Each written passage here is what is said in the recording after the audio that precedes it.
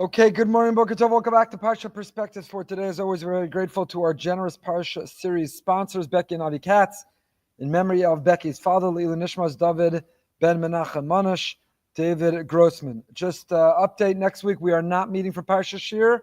Baruch Hashem, it's our annual fly into New York. We go to meet Rabbanim, Rebbes, and Askanim, community leaders.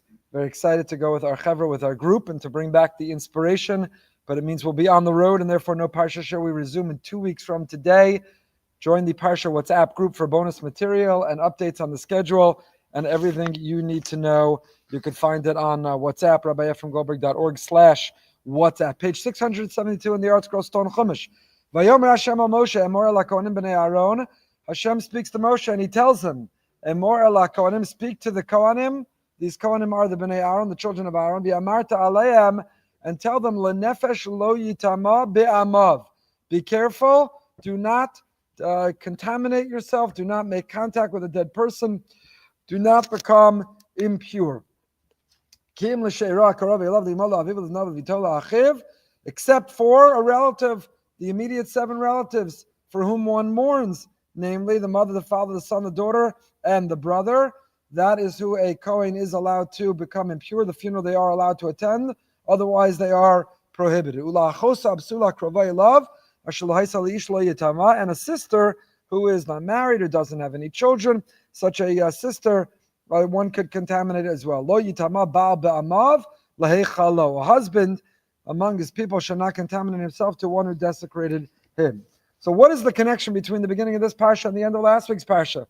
Last week's Parsha, we ended Kedoshim with the laws of Arayos, with the laws of prohibited relationships, and now we begin with Kohanim. What's the connection? Rabbi Soloveitchik in his Chumash deals with it. Says the Rav, while Parshas Kedoshim concludes with prohibited sexual relations, Parshas Emor begins with a discussion of the laws of the Kohanim, whom a Kohen is permitted to marry, the blemishes that disqualify a Kohen from serving, the laws of impurity which pertain specifically to the Kohen.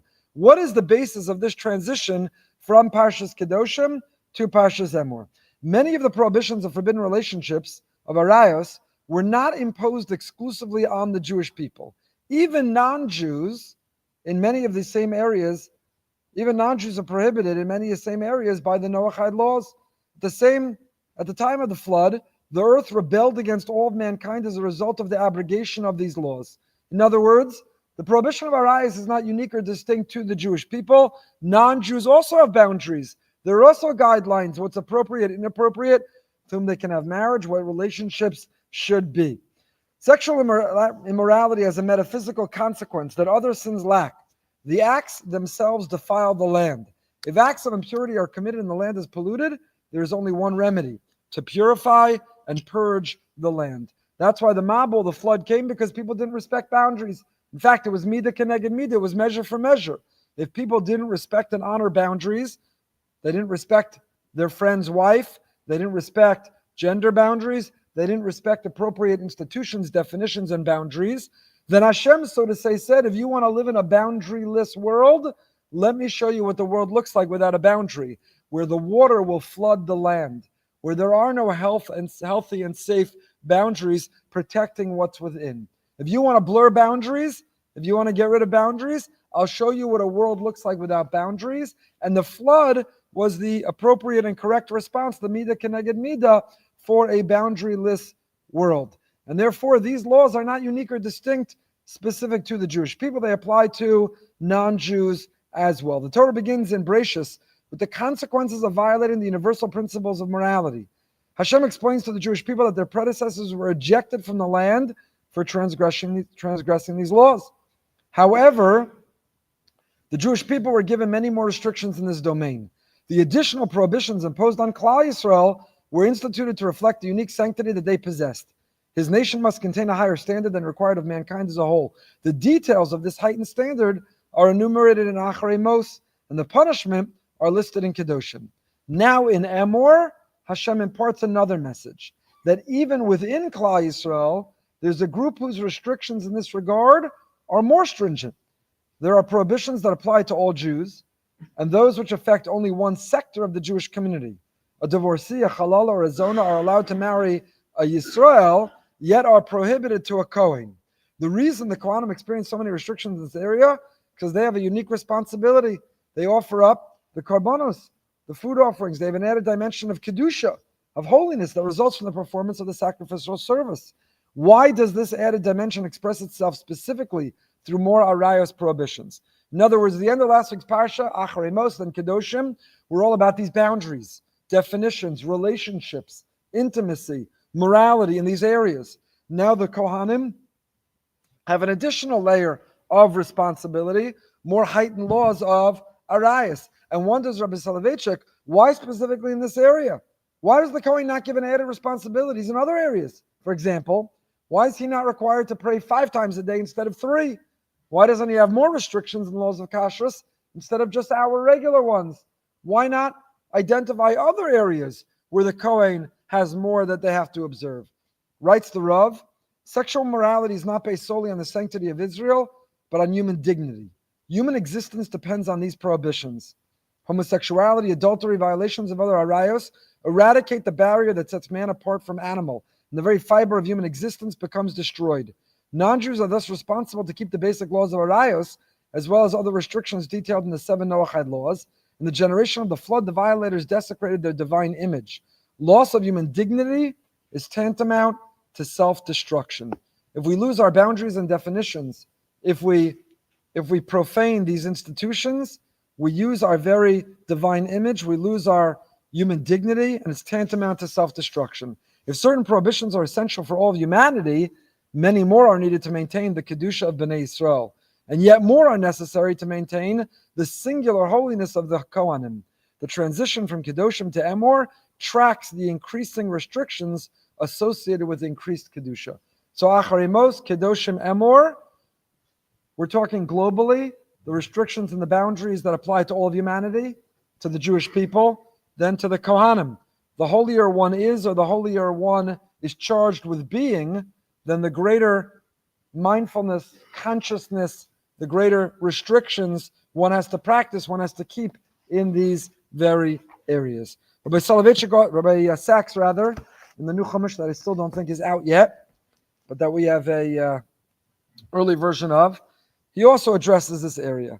And Rabbi Sachs writes the following. Parsha's Emor deals with 2 kinds of holiness, of people and of time. The first half of Emor is dealing with the Kohanim, the added laws that apply to them.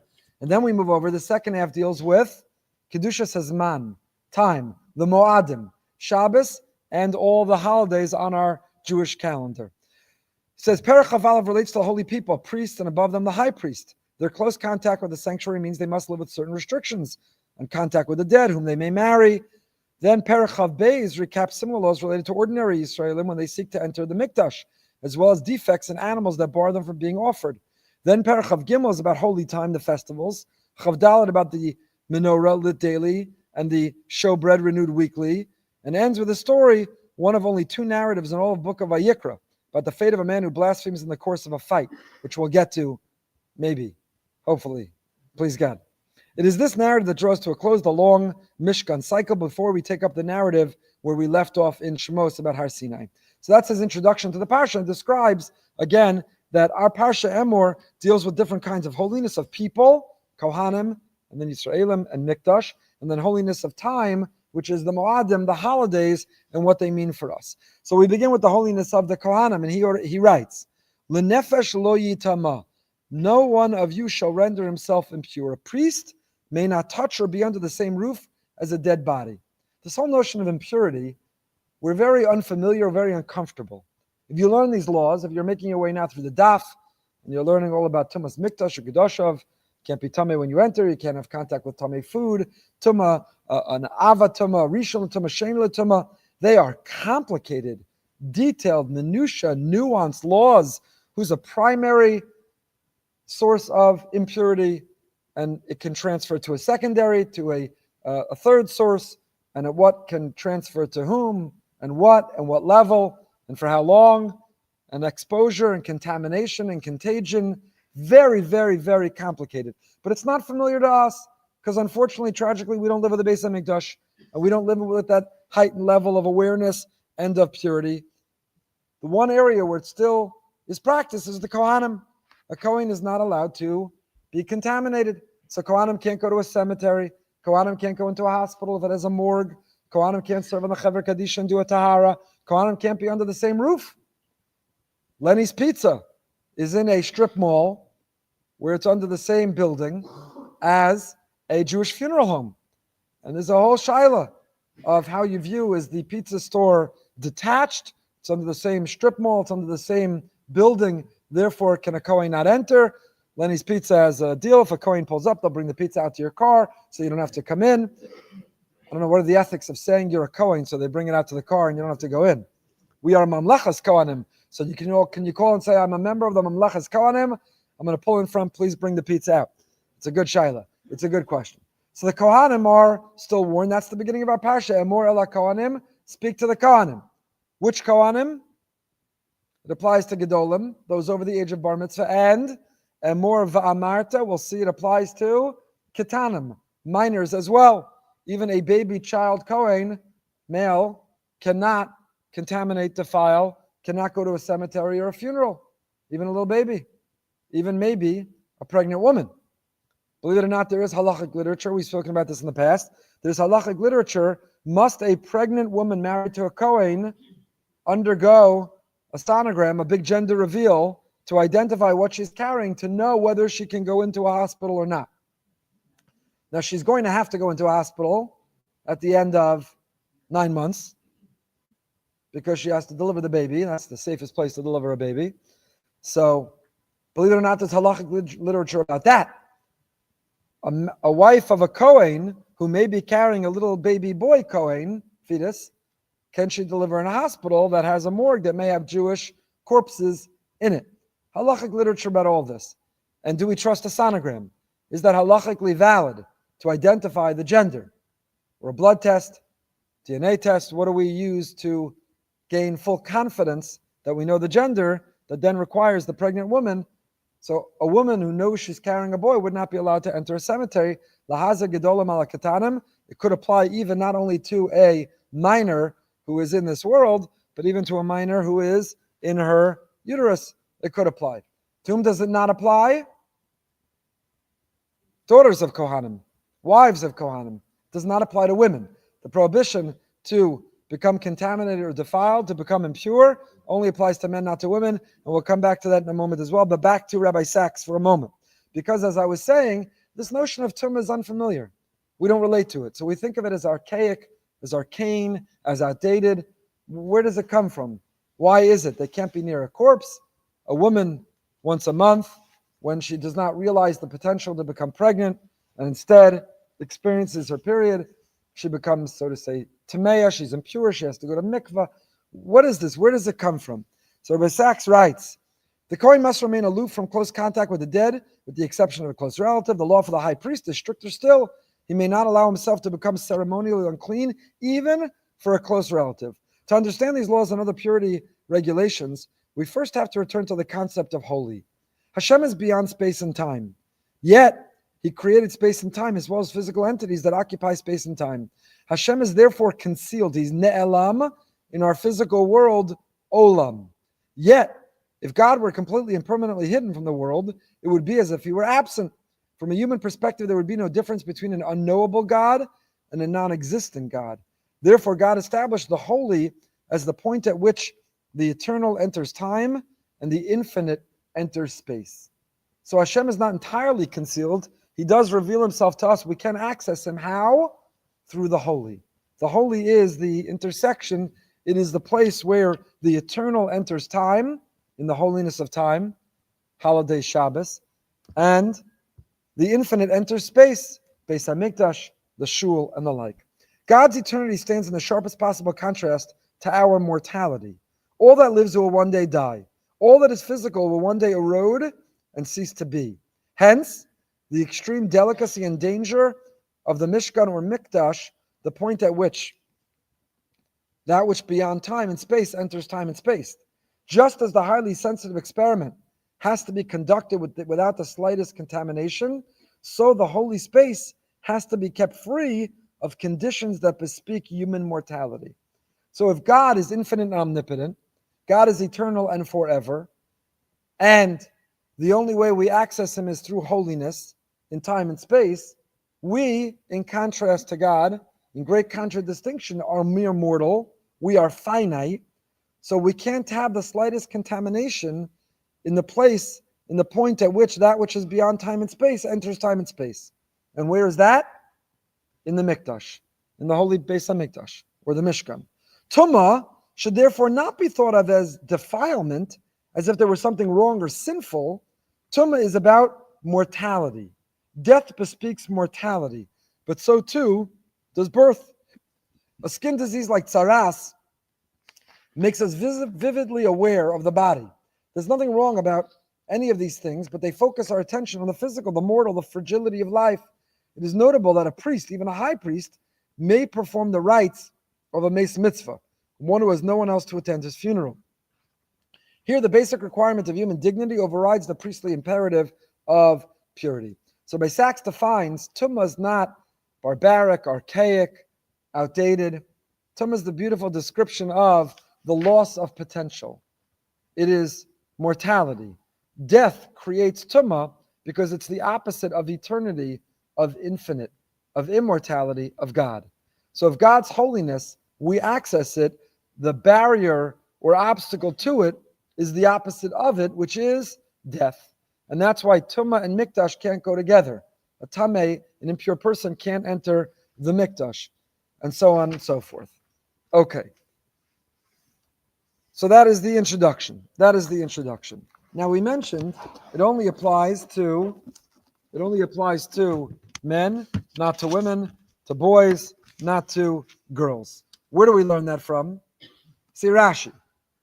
B'nai Aaron, writes Rashi, v'lo benos Aaron.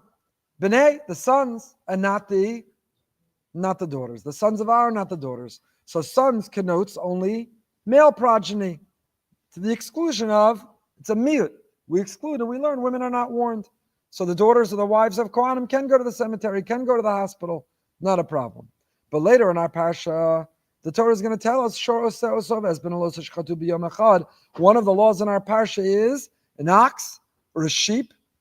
You're not allowed to slaughter it and its offspring on the same day. You can't kill the mother and the child on the same day. Why not? It's cruel. It's unkind. Is that the reason? Do we learn the reasons? But you're not allowed to slaughter them on the same day. Rashi there writes, it is forbidden to slaughter the mother and its son or daughter on the same day. Shor oseh, oso, it, the es beno, and it's, what is the word beno? But there Rashi expands the word beno to mean son or daughter. You can't kill the ox or sheep and its son or daughter. So ask the Maharal in his Gur Aryeh, what happened? Why over here do we learn B'nai Aaron, v'lo benos Aaron? The sons of Aaron, not the daughters. So who has to safeguard against contamination? Only the men, the boys, not the women, the daughters. And yet, later, Osov as Beno means son or daughter. It's inconsistent, it's incongruous. Why aren't we consistent? As I frek the Maharal, that is the question of the Maharal. So the Maharal explains that only regarding people is there a meaningful difference between a son and a daughter, each with his specific spiritual inheritance. A male and a female calf are seen equally as progeny of their parents and nothing more. When it comes to an animal, they're not highly differentiated. So when it comes to an animal, children are children, and boy and girl, son and daughter, it's the same. When the Torah refers to an animal as a son, it simply means offspring, but it includes all genders. But when it uses the term son with humans, it comes to exclude daughters because it is specific. It is specific in that case. That is what the Maharal says. Rishol Alta, the Ger Rosh Yeshiva Shlita, expands on this Maharal. He says a father bequeaths important qualities to his daughter, different than his son. So with animals, we just have progeny, children. They're just lumped together. With human beings, they're differentiated because a parent has a different role, a different responsibility, transmits a different message or legacy to a son and to a daughter. The Gemara in Sanhedrin Daf Kuf cites a curious statement. Basla avia matmona shav mefachta lo yisham balayla. Daughter to her father is a gift of futility out of fear for her. He will not sleep at night. He will not sleep at night. Chazal do not mean to dishearten fathers of daughters. Chazal mean the great responsibility of chinuch that a man has for a daughter. And what's the chinuch?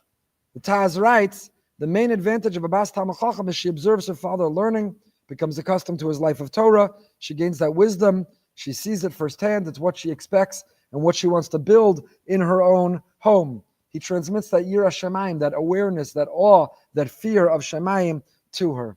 And so it's incongruous, it's inconsistent how we translate ben v'lo bas when it comes to humans, not animals, and that's because there is a difference. When it comes to animals, we lump it together. When it comes to humans, it is separated and differentiated. But I want to draw your attention to an earlier Rashi. Rashi writes, Emor ala Kohanim. Look at the pasuk again. Vayomer Hashem Moshe, Emor ala Kohanim, speak to the Kohanim, v'yamarta alayim, and tell them. That word Emor is repeated, it's redundant. We don't need it twice. Emor v'yamarta. Speak to them and say to them. Well, if you're speaking to them, you said to them. If you say to them, then you're speaking to them. Why do I need it to say it twice? So Rashi quotes Chazal the Gemara in Yevamos, Lahazir Gedolim Alaktanim. That the adults have a responsibility here to shine a light, to illuminate, to inspire the children with this message, with this ideal, with this value. And more v'yamata lahazir, like the Lashon Zohar, like Ba'omer this week of Shimon Bar Yochai, the Zohar. Zohar means this great source of light, to illuminate, to shine a spotlight. Lahazir gedolim al haktanim. The question begs itself. Where do you see that from the word v'yamarta? Rashi, our rabbis deduce from the word v'yamarta, it could have just said Emor. It doesn't just say Emor, it says Emor v'yamarta. You see from the word v'yamarta that lahazir gedolim al haktanim, adults should model, inspire, shine a spotlight, transmit to the children. Where do you see that from the word v'yamarta? Said Rav Moshe Feinstein, writes Rav Moshe Feinstein in his Drash Moshe, Kedei lachanach es habanim habanos, lo dai sheyamru lahem shekach tzarich lasos. If you want to motivate and inspire a next generation, it is not enough to say, this is what you have to do. Shekenim lo yira beineim shezachoshe b'chavod lahoreim, adarabba, yishmu sheish lo nisyonos gedos mekim ha-mitzvos, hashvis b'shabes yontif, rak lo ma shetzarich l'kayim mitzvos hem yasu, mechinach kezeh lo yischanchu abanim. If a parent only instructs a child, do and don't, this is the expectation, these are the rules, these are the laws, but the parent says, it's hard for me, I don't necessarily keep it, I struggle, it's a burden, I resent it, I don't enjoy it. If a parent is only, or a teacher, if educators are just giving do's and don'ts, if you're giving dry laws, if you're communicating with fear, then the child's not going to learn, the child's not going to be inspired, the child's not going to be motivated. You know what? The last generation, my parents, my grandparents, they just did whatever was right. They did whatever they were told, whether it meant something to them or not. But I'm not interested. I don't want to. It doesn't do anything for me. I'm not moved and motivated. Only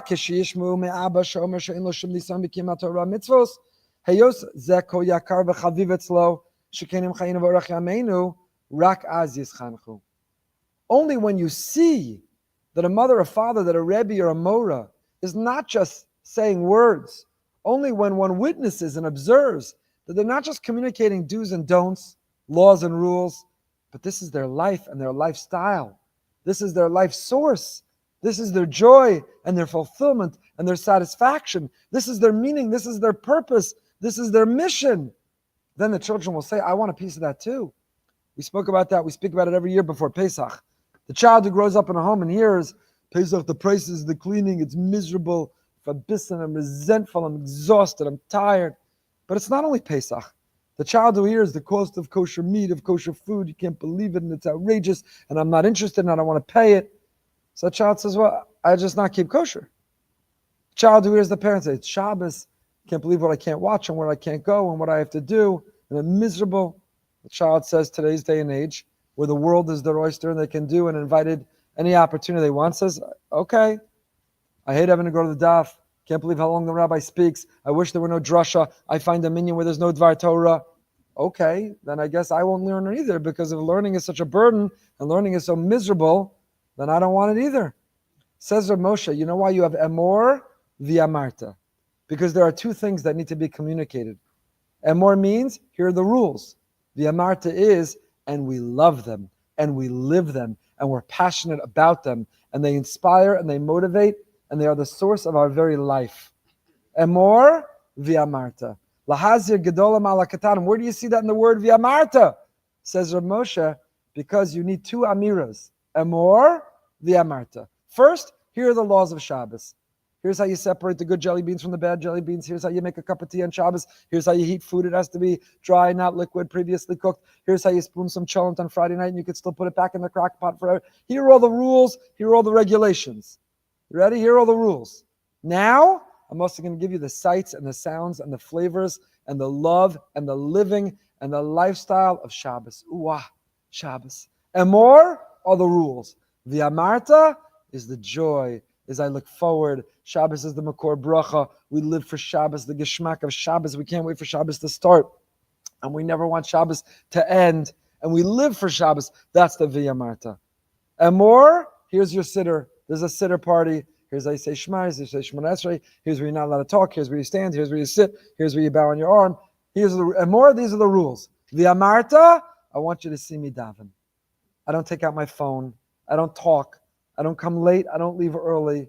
You see me with my eyes closed. You see me talking to Hashem like He is my best friend. You see me expressing gratitude, asking what I need.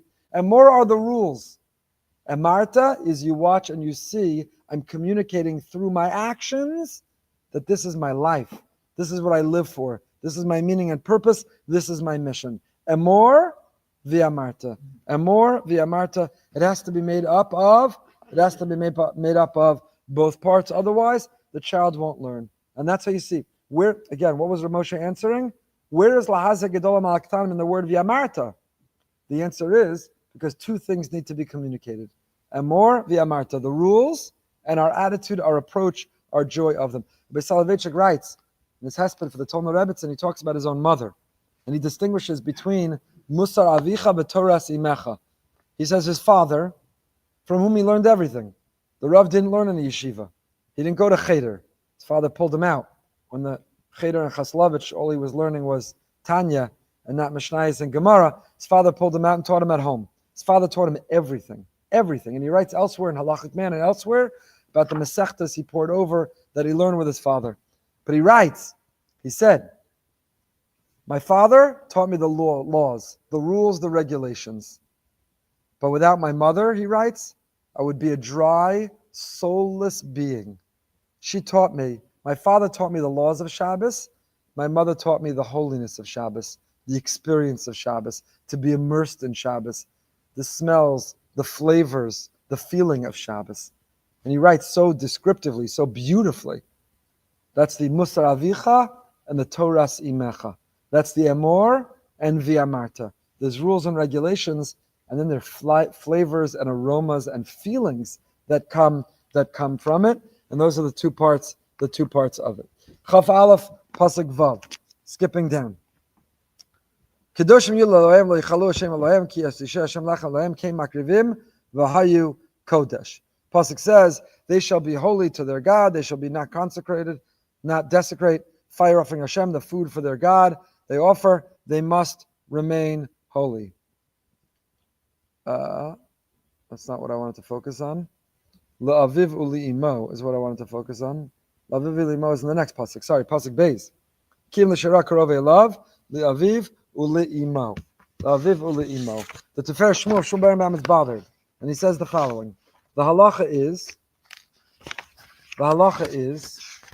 as we just saw, Eina holech achar amita la'aviv u'li'imo lo yitama.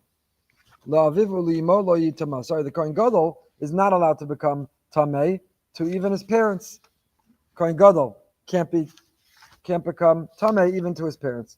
In contradistinction to the Kohen. The Kohen can become tamei, can go to the funeral of the immediate family, but the Kohen Gadol cannot. It's pasuk Yud Aleph. I had the wrong pasuk. Akol nafshos meis lo yavo la'aviv u'limo lo yitama.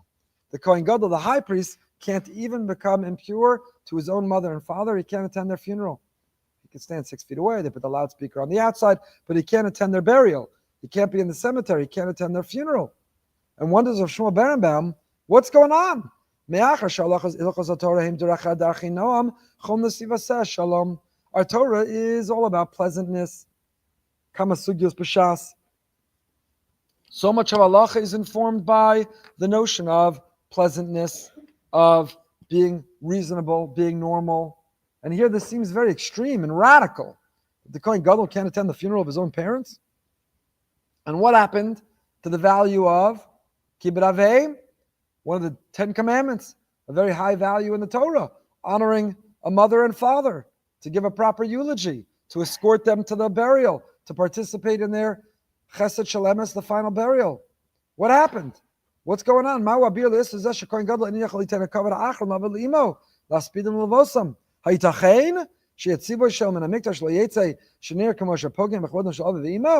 They look so righteous and religious, they won't leave the Beis Medrash. What does that look like? Kohen Gadol, so holy, he won't leave the confines of the Beis Hamikdash, even to attend the funeral of his own parents? What happened to Mechabdo B'chayev Mechabdo B'moso? The obligation to keep it avim applies in the life of one's parents and after their passing. Od tzarchiyin. HaKohen Gadol sholech la'avod avodah kodesh hakadoshim Yom Kippurim. Im yesh levana beis mitzvah mechuyev litamalo. The Kohen Gadol on Yom Kippur, on his way to the Holy of Holies, in order to go enter once a year to perform the avodah of Yom Kippur, if he finds a corpse lying on the side of the road, unidentified, no one to bury it, to that corpse he defiles himself. That burial he does. To the stranger on the side of the road, that he can defile himself. But his own mother and father, his iman abba, his tata and his mama, that he can't?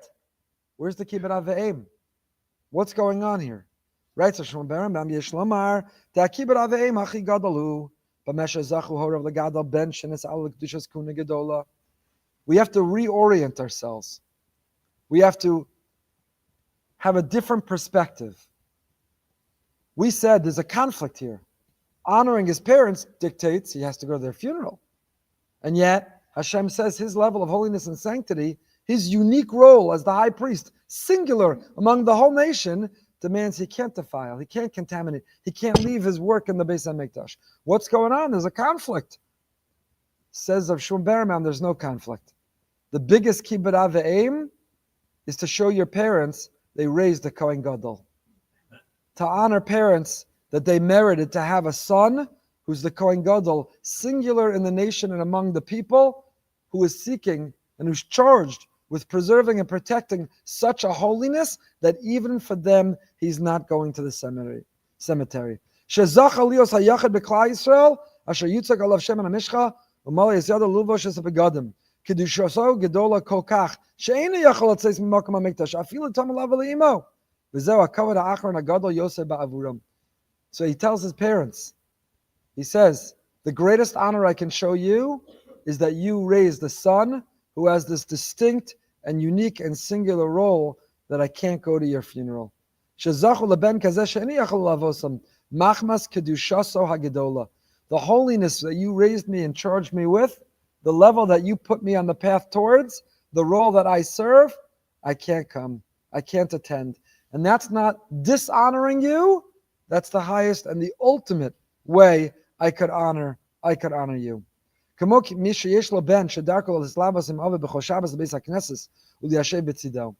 have a father whose son sits next to him every Shabbos in shul. And now the son is old enough, it's time to go off to yeshiva. And he's going to stay in the yeshiva for Shabbos and not sit next to his father in shul. So the father says, where's your kibbud avim? How could you not come home for Shabbos to be able to sit next to me? So the son says, the greatest kibbud avim I could show you is to stay in yeshiva and continue to grow and to learn. Of course I come home and visit. Of course I communicate and stay in touch. But the bigger kibbud avim is to become the person that you told me I could be. The biggest kibbud avim is to fulfill that dream, that picture that you painted of who I could be. That's the bigger kibbud avim.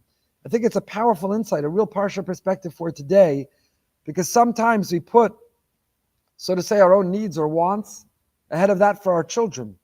But if we reorient and we have a different perspective and we remind ourselves, what are our dreams and ambitions? What are our wishes and wants? What are our hopes for our children? And even if it means in this moment I have to sacrifice somewhat, that is in fact their way of showing honor to me. Just like this Kohen Gadol, who's not compromising honoring parents by not attending their funeral, he is demonstrating honor by being the greatest, most prominent, most elevated, holiest son that he can be.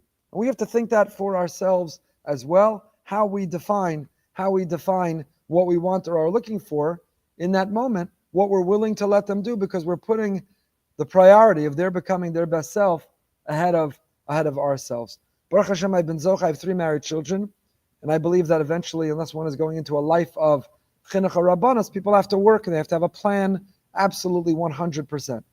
But I also see the enormous value, personally, this is not for now to elaborate on, but if there is the possibility, if a person is blessed to be in a position to help their children spend a few years learning right after they're married, to forge their marriage and continue to grow themselves and be on the right path and trajectory to launch their lives, it is not an entitlement and shouldn't be an expectation.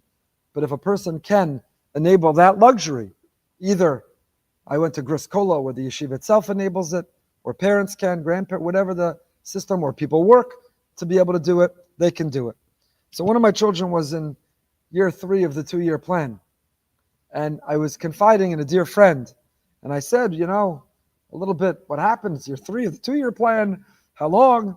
And he said to me, isn't your biggest dream, he said to me, didn't you daven that you would have sons-in-law who would sit and learn and take advantage of that time? They would have a plan, and they take responsibility for your daughter and their children. And they'd in life take care. It's not forever, but that they would, if given the opportunity, use that time diligently. They would learn and take advantage of it fully. Didn't you daven for such sons-in-law? And now you're complaining that they want to keep it going? And he totally turned me around and reoriented.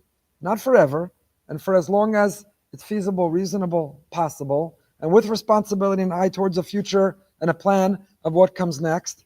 But it's really this vort. That as parents, how do we define the kibbud avayim we're asking of them? Is it about what's good for us in that moment? Or can we zoom out that lens of what's our ultimate dream and aspiration and hope, for that child? So their bigger kibbud avayim is continuing on that path. With exception, I'm generally on the team of the children who are asking to stay Shana Bet. When I go to visit Israel and yeshivas and I see them and they say, I'm arguing with my parents, I'm negotiating, trying to come back year 2. So I say, you want my help? I'm happy to call your parents. Again, with exceptions. Sometimes they don't belong going back. But often parents say, well, they need to come back. They got to start college. They got to start life. They got to start this. You have all of life to live life. But that child who wants to spend immersed, if they're doing it sincerely and fully, and they're taking advantage and not wasting or squandering that time, the biggest kibbud avayim is to become the person that your parent dreamt for you to be. And what a different perspective, and how this Kohen Gadol is defining kibbud avayim. To not go to the parent's funeral is the kibbud avayim of the parent, because it means that they're the Kohen Gadol. They're the singular person in that place and in that role. Again, this could be a slippery slope, and it could be, one could misuse and misapply it, but the principle of it, I think, is powerful and very interesting. Perach Aleph Pasuk Yud Zayin. The Torah here tells us when it comes to these Kohanim, Vaydaber Shema Moshe Emor, Daber La'an Lachicha, Ish Mizaracha L'Dorosam, Asher Yeh Bo Mum, Lo Yikrav La'akriv Lechem Elokav. If a Kohen has a mum, they are disqualified, they are ineligible from participating in this role of the Kohanim, and they do not serve. And this is very troubling to us, because we live in a time, we've made enormous progress in a very positive way, that people who have a mum, people who have what we used to be called a blemish, we'll call it a physical disability or limitation, a physical, what's the word I'm looking for? Disfigurement. It's a disability, means in their ability, but also in their body being not disfigured. Help me out here. What's the word I'm looking for? Yeah, something where the body is disfigured, or a blemish, a mum, something that stands out, that draws an attention. So the Torah says they're disqualified. We would say the opposite. Encourage them, involve them, create a whole program so that you could be inclusive, inclusivity. Here the Torah is excluding. Anyone who has a mum, they're excluded. Lo yikrav lahakriv. Here we have all these programs of inclusivity, and the Torah is excluding. So what's going on? What's going on with this notion of mum? So Rabbi Sachs writes, some forms of physical difference render a priest unfit for service. We might assume this implies that someone who has such a disability is considered less than perfect and thus debarred from high religious office. But the Rambam, in his Emor Nevuchim, gives a quite different explanation. It was, he says, a concession to ill-informed sentiment. People wrongly judge an individual by his physical appearance rather than by his true form. Hashem looks to the heart, but people judge by external appearances. Thus, the Torah excludes Kohanim with certain disabilities and physical differences to avoid public disrespect. Rambam himself makes it clear that Kohen with a physical disability is pleasing before Hashem. The legislation surrounding the temple involves the concession to human prejudice. The Rambam's understanding of this set of laws emphasizes what human beings lack in empathy. Yet, his idea may be taken in a slightly different direction by applying it to what we learned about Tumah. We saw that what unites the various types of ritual impurity is they focus our attention on the physical. Therefore, they're incompatible with the holy space of the Mishkan, which is dedicated to the presence of the non-physical, the eternal infinite that never dies or decays. This well illustrated at the beginning of the book of Eov.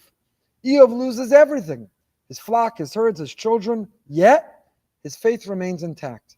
Satan then proposes subjecting Eov to an even greater trial, covering his body with sores. The logic of this seems absurd. How can a skin disease be a greater trial of faith than losing children? It isn't. What the book is saying is that when your body is afflicted, it can be hard, even impossible, to focus on spirituality. This has nothing to do with the ultimate truth and everything to do with the human mind. You cannot give your mind to meditating on truth when you're hungry or thirsty or homeless or sick. And the skin disease or bodily abnormality in one person tends to prompt in others the thought, this could happen to me. They reminded us of the 1,000 natural shocks that flesh is heir to. This is the logic, if logic is the right word, of Tumah. It has nothing to do with rationality and everything to do with emotion. That which distracts from eternity and infinity by making us forcibly aware of our own mortality, with the fact that we're physical beings in a physical world, that is what we distance from the operation of holy precincts. Something similar may be said of the appearance of bodily abnormalities in the tabernacle. So Rabbi Sachs says, the reason there could be no Tumah connected to Mikdash is about immortality. Tumah is contact with mortality. Mum is a reminder, it draws attention to the body. The Mikdash is all about the spirit and the soul. So it's not, God forbid, because the person with the disability or the disfigurement is less than, is inferior. It's because they're going to draw negative attention. A person's going to focus on their body, what is incomplete about it, and that's the opposite of where the focus should be in the Mishkan. Needless to say, however, our attitudes to disability have changed significantly. The principle of integration, for instance, played a part in a 16th century tshuva of Rav Aaron Slanik. This is the Masas Binyamin. He'd been asked whether a blind man may be called to the reading of the Torah. After citing the authorities who rule affirmatively on the question, it's a good question, right? Can a blind man get an aliyah? Why is that a good question? What is the person getting the aliyah supposed to do? Follow the Torah reading inside. In fact, if you learn the Gemara Megillah, really, it used to be everyone who got an aliyah read their own aliyah. What happened? It was embarrassing. Most people are not a Baal Koreh. They didn't know how to read. So over time, we designated a designated Baal Koreh, and we just called up the people to get the aliyah, but they're meant to read along inside with the Baal Koreh. So how could a blind man get an aliyah? He can't read inside the Torah. So the Masas Binyamin quotes several poskim who came to the conclusion it was permissible, but he himself adds at the end, quote, we must allow the blind to be called to the Torah to utter the brachos in order to include them in the acceptance of Hashem's dominion and to give them spiritual satisfaction. Inclusion of those with disabilities within the faith community was for him a significant halachic factor. If we treat others disrespectfully, we diminish their humanity and thereby our own. This too is part of the halachic heritage. So the Torah here says that the Baal Mum doesn't serve, but not because we're excluding. We believe in inclusivity as a halachic value. It's a concession to the reality. And the reality is that people stink. Rabbi Sachs says it much more eloquently, but I'll tell it to you the way it is. People are terrible and they stink. And if a person is disfigured will come up on the bima and duchen, and people will see. They won't be listening to the bracha. They won't be focused on the neshama. It will remind them of the body. And the Beis Hamikdash is a place of souls, not of bodies, of immortality, not mortality, of eternity, not of being mere mortals. And therefore, the Ba'amum didn't serve. Perach Beis, Pasuk Lamed Beis. We move over to safeguarding the Kedusha of Truma and blemished animals and desecrating or making a Kiddush Hashem. V'lo sachalalu Hashem kadshiv v'nektashti b'soch b'nei Yisrael. Ani Hashem mekadishchem. Don't desecrate God's name. Sanctify God's name among the Jewish people. I am God who sanctifies you. I am God who sanctifies you. There's a whole discussion we don't have time for now. Otza plus HaTorah. My friend Rav Zicherman has a long essay on, unfortunately, a question which has come up again in our time. And that is the question of, if one is about to give their life al Kiddush Hashem, do they make a bracha? We make a bracha every morning. Is there a bracha for the mitzvah of dying al Kiddush Hashem? Rav Oshri, the Rav of the Kovna Ghetto, has a tshuva in his tshuvas Mimamakim from the depths. Also, in the Holocaust, he was asked in the Kovna Ghetto. Those tshuvas Mimamakim, we learned them in the Erev Shabbos Kolol a few weeks ago.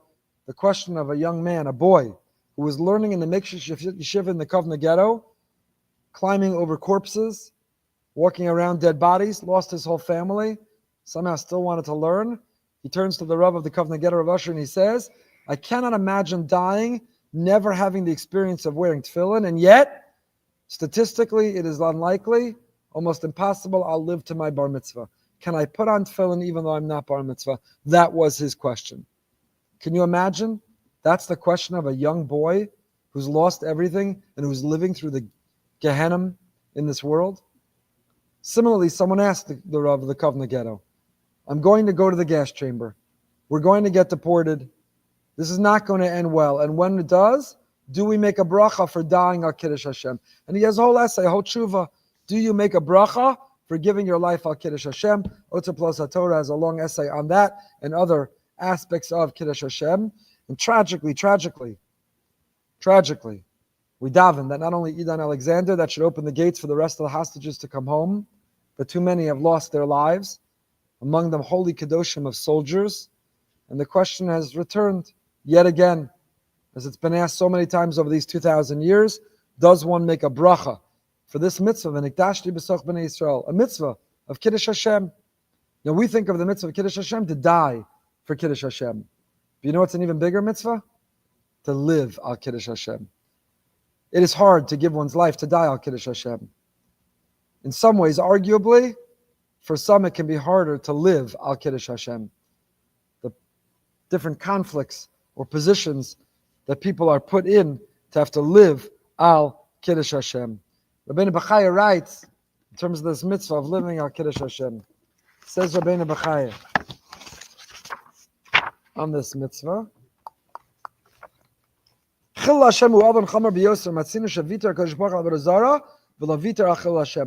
can forgive us even when we cheat on Him, even for acts of infidelity towards Him. Even when we worship another God, God can forgive us. He can overlook it. But Chil Hashem, no. As the Navi Yechezkel says, V'atam b'nei Yisrael ishas kalov liba avdav Hashem kachilos chalu od. Alavon zeh she'im koach b'yom HaKippur l'chaper lo tshuva litlos lo yisur l'marek. Yom Kippur doesn't earn forgiveness. Our own death doesn't earn forgiveness. Nothing can erase and eradicate the impact if you make a Chil Hashem. There's only one answer, one antidote. Writes Rabbeinu Bechaya. If a person makes a Chil Hashem, what does that mean? If you leave a negative impression, if you didn't say thank you to the checkout person at Publix or CVS, if you didn't leave a proper tip, if you were rude and loud and obnoxious and left a mess in the back of the Uber, if your word is not your bond in business, the people with whom you do business think you have no integrity, no honesty. If God forbid you land in a headline in the newspaper for cheating in business, being dishonest, if a person makes a Chil Hashem, that Hashem says, I have no tolerance, I have no patience, and there is no path towards forgiveness. That is irredeemable. That is unrepairable. It is beyond unacceptable and intolerable. Says one thing you could do, Rabbeinu Bechaya. And by the way, V'niktashti, where besoch b'nei Yisrael.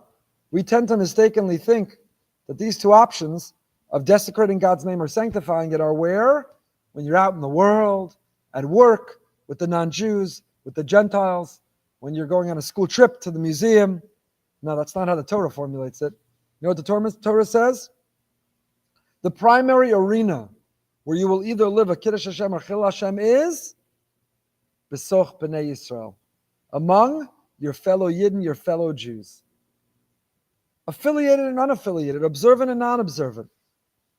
There's a holy Jew who I love, a friend and neighbor of mine, who regularly struggles with his relationship of Judaism because of too many Jews he knows. And every time he has a negative experience with a Jew, an observant Jew, and the more observant they are, leaving a bad taste in his mouth for Judaism, the more he struggles with his observance. So I'm constantly telling him, don't judge Judaism by the Jews. Don't judge Judaism by the Jews. I said this last week in the Emunah Shir. If you caught your trainer at the gym in the corner eating a donut, you wouldn't say, I'm not going to the gym anymore. This whole thing is a joke. You'd say, my trainer is also human.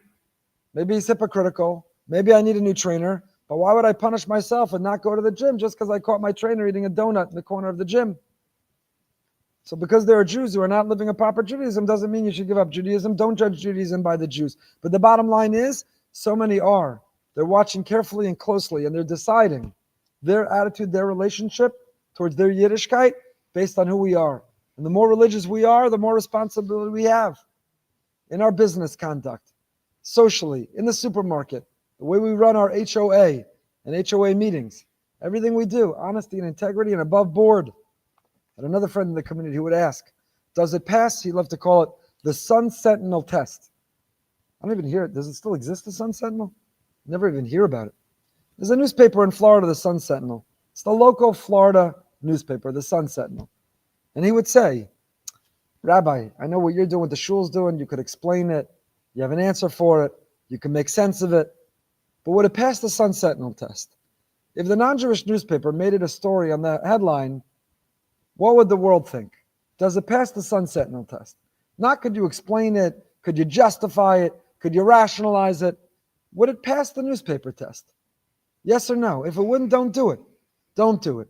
V'niktashti b'soch b'nei Yisrael. So says Rabbeinu Bachaya, if a person, God forbid, makes a chil Hashem, you didn't hold the door, you didn't leave a tip, you left a mess, you were loud and obnoxious, you weren't honest, you didn't follow through, your word wasn't your bond, you didn't run things above board, you didn't pass the Sun Sentinel test. What's the only way to repair? Matzinu takana la'avon chil Hashem, kishiyekadish Hashem keneged mashachilo. You have to overcompensate.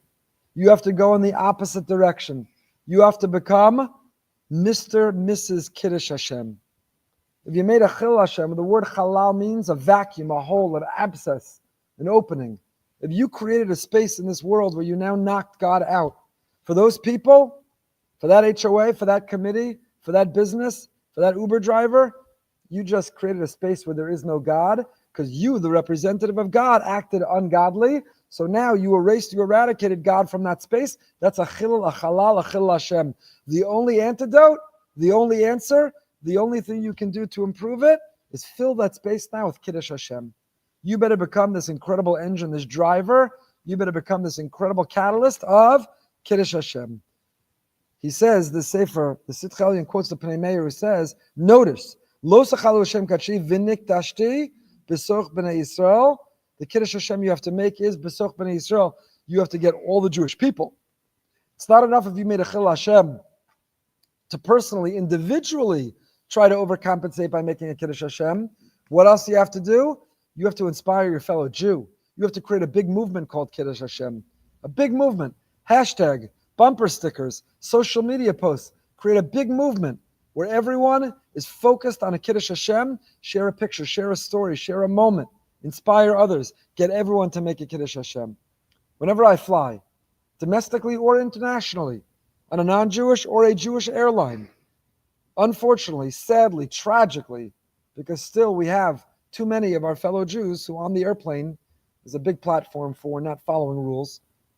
You ever hear the joke, which is not funny, of the airplane that landed the end of December?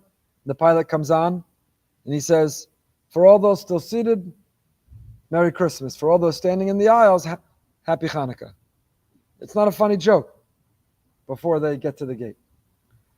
So every time I try to be overly friendly to every flight attendant, overly friendly, helping people, can I help you put that up? There's always a fight about someone who took too much space to overhead, because Jews always have 7 bags. In addition to their check-on, they also have food in case the plane is grounded for 4 days. They have enough food to feed the whole plane. They got to make space for that too. And it's always tuna fish or herring, so the whole plane stinks. So you got to make a big Kiddush Hashem. You're not entitled to go on a plane and put on a baseball cap and pretend you don't know anyone and duck your head and keep it down. You can't do that. You got to overcompensate for the smell of herring. You've got to overcome the tuna fish bagel. You've got to overcompensate for whoever's going to take up too much of their seat, too much of the overspace, or stand up too soon, or sit down. You've got to overcompensate. Overly friendly, overly kind, overly thoughtful, overly courteous, overly obedient of the rules, because that's the only antidote, says Rabbeinu Bechaya. For all the Chil Hashem that there is or being created, we have to create Kiddush Hashem, and it has to be a movement. It has to be a mission. We have to be able to be charged and excited and committed in all of us really making it happen. Okay, what else do we have time for? Let's see.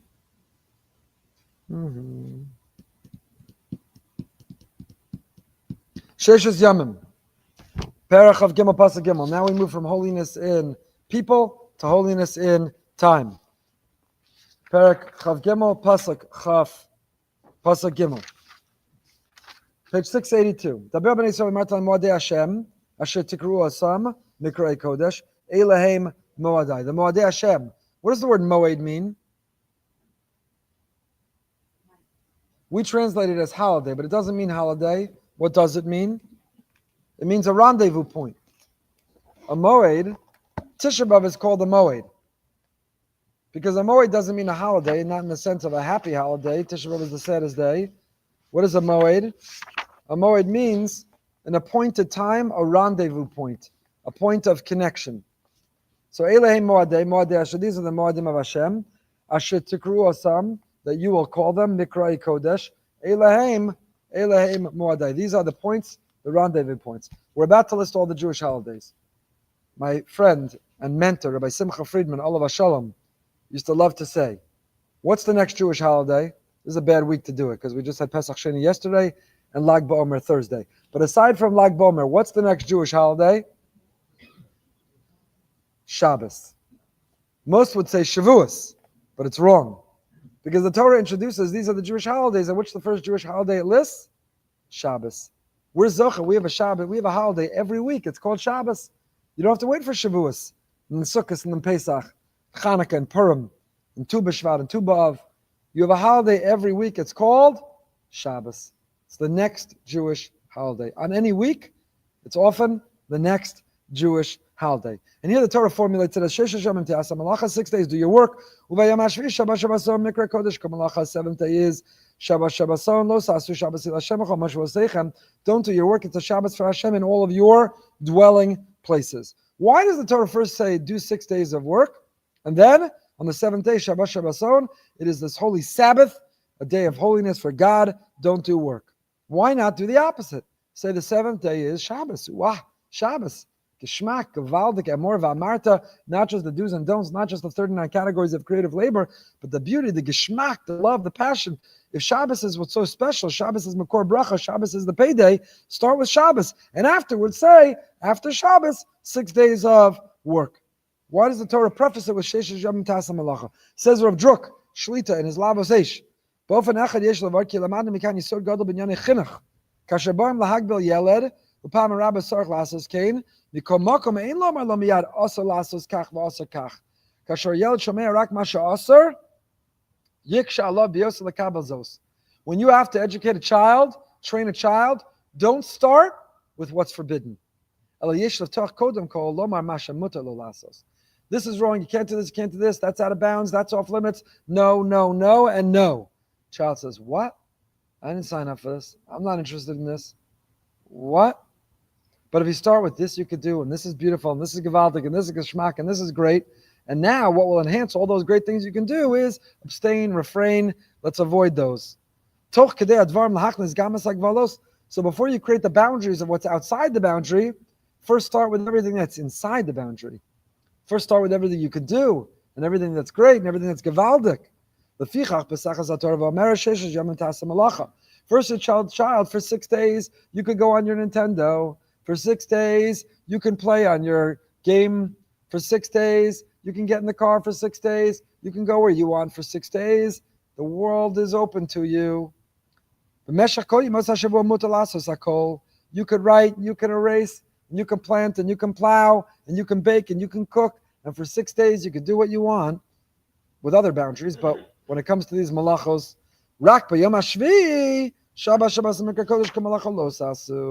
so first we start with what you can do, and then we tell you what you can't. What's the first mitzvah in the Torah? Most assume it's puravu. It's the obligation. Go multiply, have many children. Some say it's you can't eat from the Eitz Hadas. That's the first mitzvah. But it's not. What is the first mitzvah? I don't mean the first mitzvah. The first proper mitzvah of Taryag is correct. What's the first instruction that God gives? Many mistakenly think the first instruction he gives is puravu, multiply. Wrong. Some think the first instruction he gives is Eitz Hadas. You can't eat from the Eitz Hadas. Wrong. What's the first instruction he gives? From the whole garden, eat. Go enjoy. Just the Eitz Hadas you can't touch. First thing he says is, this is all for you. From the whole garden, go and eat. He doesn't quote this Rav Druk, but that's essentially what he's saying. Hashem doesn't start with, let's begin with something you can't do. He starts and he begins with, here's what you can do. You want to light a fire under a child, you want to get them excited, you want to inspire, you want to draw them in. Don't start with the don'ts. Don't start with the can't. Don't start with the boundaries. Don't start with the off limits. Start with, here's what we can do. Here's what's great. Here's what's going to work. And now what enhances that is to have boundaries around it, and therefore what you can't do. So first we begin with 6 days you work, and then the 7th day, the payday, what makes the 6 days of work even more meaningful is, tachlis of Bais HaBereshis is the beauty, the holiness, the Heilige Shabbos. The other understanding of this is 6 days work. Rav Moshe has a different answer.